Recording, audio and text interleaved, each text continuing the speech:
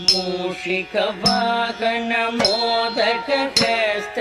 चामरकर्ण विलम्बित सूत्र वामन रूप महेश्वर पुत्र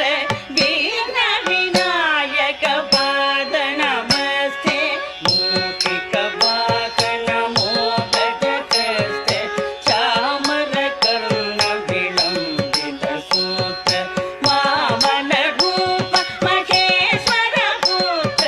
वीर विनायक पाद नमस्ते वीर विनायक पाद नमस्ते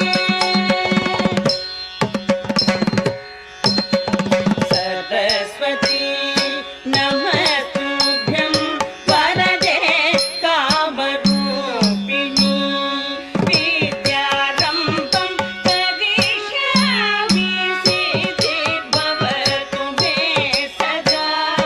सरस्वती नमस्तुभ्यं वरदे कामरूपिणी विद्यारम्भं करिष्यामि सिद्धिर्भवतु मे सदा सिद्धिर्भवतु मे सदा